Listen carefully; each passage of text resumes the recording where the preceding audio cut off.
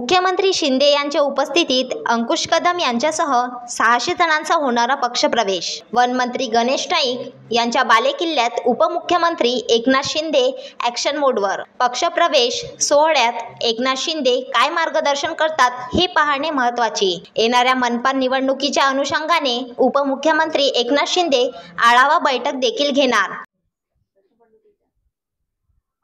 पक्षप्रवेश आहे, नेमक्या काय प्रतिक्रिया व्यक्त कराल? किती या ठिकाणी पक्षप्रवेश होणार आहे?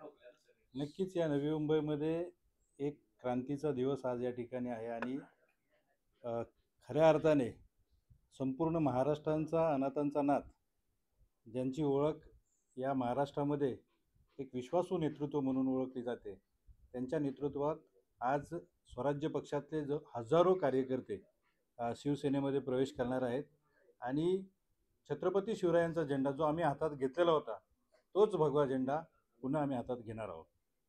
एकूणच पुढचा अजेंडा कसा असेल, काय असेल? नक्कीच या ठिकाणी शिवसेना महायुतीचा भगवा ध्वज या नवी मुंबई महानगरपालिकेवरती फडकवण्यासाठी आम्ही सुसज्ज आहोत।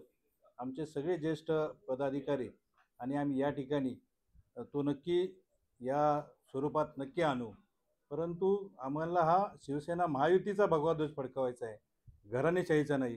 त्यामुळे नक्कीच आम्ही यापुढे अतिशय जोमाने कामाला लागलेलो आहोत।